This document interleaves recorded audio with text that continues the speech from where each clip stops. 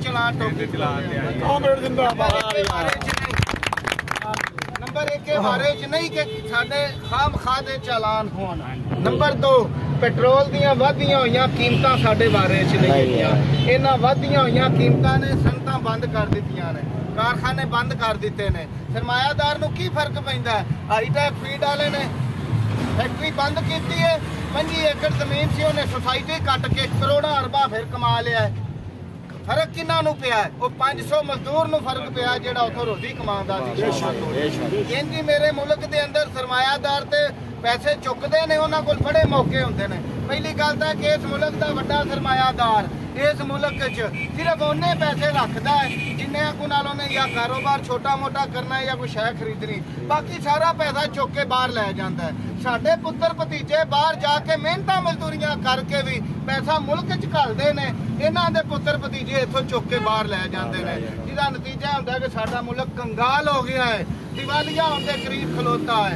असी बांग्लादेश तो भी भैड़ी हालत च, इंडिया तो भी भैड़ी हालत च, जेडे सानू दिन रात आंदे ने असीं इंडिया दा इंज कर देंगे उंज कर देंगे। तुसीं अपने लोकां नूं रोटी नहीं दे सकते, रोजगार नहीं दे सकते, सड़क ते नवा एक रिक्शा नहीं गवर्नमेंट दे सकती किसी मजदूर ते गरीब नूं। तुसां की जंग करनी है किसी नाल? तुसीं की लड़ाई कर सकते हो? तुसीं ते अपने लोकां नूं साफ पानी नहीं दे सके 17 सालां, तुसीं ते अपने लोकां नूं इलाज दी सहूलत नहीं पे देंदे। तुसीं नवे हस्पताल किन्ने बनाए ने 1990 तो बाद? कोई इन्हां नूं पुछे।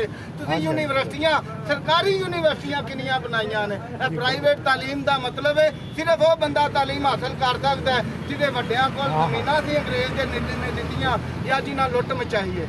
गरीब आदमी का बच्चा बच्ची नहीं पढ़ सकता अज के जमाने च। गरीब सारा दिन मेहनत करके रोटी नहीं पूरी कर सकता, पढ़ाई तो दूर की गल है, इलाज नहीं करवा सकता। मैं लंबी गल हो रही है, मुख्तसर करा मेरे साथियों। जिवें अमर जी ने किया है, असीं अपनी निक्की निक्की ताकत नूं जोड़ के एक वड्डी ताकत बनना चाहते हैं। एक दा दुख सब दा दुख, एक नाल नूं तकलीफ होवे ते दूजा ओहदे मोढे नाल मोढा लावे। ये ना होवे कि कंड वला के लंघ जावे। इहनूं कहंदे ने मजदूर इतिहाद। इहदे नाल नाल इह कि इत्थों समझना है कि दुश्मन कौन है सज्जन कौन है। ये जिहड़ा सिस्टम राइज है ये मजदूरां किसानां ते 90% लोगों का ये दुश्मन निज़ाम है। इस निज़ाम के अंदर सानू करोड़ों गरीब लोगों नूं सिर्फ डंडे के जोर से काबू रखा जाता है, काबू करने वास्ते पैसे लाए जाते हैं। साडी सेहत, इलाज, मालजा, रोजगार से कोई खर्च नहीं किया जाता। बहुत करीब है वो दिन के जब सलीबों पर मसीहा की जगह कातिल सजाए जाएंगे। सितम जदों का लहू रंग लाने वाला है, निशाने अहले सितम मिटाए जाएंगे। लड़ाई असा खुद लड़नी है, मगर मैं तुहानू ये पैगाम दे के जा रहा। अज लिख लो मेरी गल, मैं होवां ना होवां, ये लड़ाई तुसी लड़नी है, तुसां जितनी है। तुसी लड़ोगे ते तुसी जीतोगे, तुहाडे बच्चे चंगी जिंदगी गुजारनगे।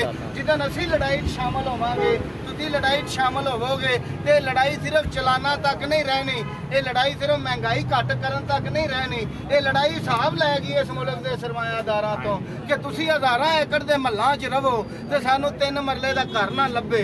इहदी वजह की है चौधरी साहब? तुसां कोई चौखी मेहनत नहीं कीती, असी भी मेहनत करने आ, असी ही मेहनत करने आ। तुसी ते मेहनत करते ही नहीं, तुहाडियां दा 7 पुश्तां जो किसी ने मेहनत नहीं की। मेहनत की है तो मजदूरां ते किसानां ते गरीब लोगों ने की है। तुहाडे वड्डियां ने इस मुल्क दे राज दिते किन्नू?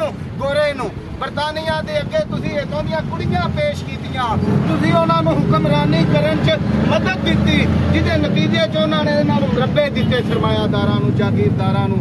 उन्हां मुरब्बियां दे जोर ते इह साडे ते अज तक हुक्मरानी करदे आ रहे हैं। असीं भगत सिंह दे वारिस हां, असीं अहमद खान खरल दे वारिस हां, असीं दुल्ले भट्टी दे वारिस हां। असीं खुद जदोजहद करदे होए इन्हां नूं दस सकने आ, पर ये उदन दसांगे जितने इस रोड के सारे रिक्शे वालियां नूं असीं नाल जोड़ांगे। मेरे नाल तुसी ठंडे दिल नाल आपस के अंदर बह के तंजीम बनानी है। ये साडे नालों तगड़े नहीं है, ये सिर्फ उस सूरत ही तगड़े ने कि जदों असीं कल्ले कल्ले रवांगे। जिदन असीं मुनज़्ज़म हो गए, चेन नाल चेन मिल गई, जंजीर बन गई, फिर सानू शिकस्त नहीं दे सकते। फिर असी जीतांगे, असी पावर च असी 99% 90 भी नहीं 99% 1% ने, पर ये उत्ते इकट्ठे ने। असी एक दूजे नाल लड़ते रहने आ। ਜਿਹੜੀ ਤੁਸੀਂ ਤਨਜ਼ੀਮ ਬਣਾਣੀ ਹੈ ਇਹਨਾਂ ਦੀ ਤਨਜ਼ੀਮ ਤੋਂ ਜ਼ਿਆਦਾ ਪਾਵਰਫੁਲ ਬਣਾਣੀ ਹੈ। ਅਸੀਂ ਅਹਿਦ ਲਵਾਂਗੇ ਕੁਰਾਨ ਮਜੀਦ ਤੇ ਸਾਰਿਆਂ ਤੋਂ ਅਹਿਦ ਲਵਾਂਗੇ ਕਿ ਅਸੀਂ ਇੱਕ ਦੂਸਰੇ ਨਾਲ ਜ਼ਿਆਦਤੀ ਨਹੀਂ ਕਰਾਂਗੇ, ਇੱਕ ਦੂਸਰੇ ਨੂੰ ਦਗਾ ਨਹੀਂ ਦਿਆਂਗੇ, ਧਰੋ ਨਹੀਂ ਕਰਾਂਗੇ, ਗਰੀਬ ਦੇ ਨਾਲ ਖਲੋਵਾਂਗੇ, ਅਮੀਰ ਨੂੰ ਦੁਸ਼ਮਣ ਸਮਝਾਂਗੇ। ਜੇ ਅਸੀਂ ਇਹ ਕੰਮ ਕਰ ਲਿਆ ਤੇ ਤੁਹਾਨੂੰ ਕੋਈ ਦੁਨੀਆ ਦੀ ਤਾਕਤ ਹਰਾ ਨਹੀਂ ਦੇ ਸਕਦੀ। ਮੇਰੇ ਨਾਲ ਇੱਕ ਨਾਰਾ ਜਿਹੜਾ ਕੰਮ ਐਡਮਿਨਿਸਟ੍ਰੇਸ਼ਨ ਤੱਕ ਅੰਦਰ ਜਾਏ ਕਿ ਇੱਥੇ ਅੱਜ ਕੁਝ ਹੋਰ ਤਰ੍ਹਾਂ ਦੇ ਲੋਕ ਸੀ, ਤੁਹਾਨੂੰ ਵੀ ਪੁੱਛਣਗੇ ਕੀ ਹੋਇਆ ਹੈ ਬਈ। ਕਾਮਰਾਨ ਜਿੰਦਾਬਾਦ,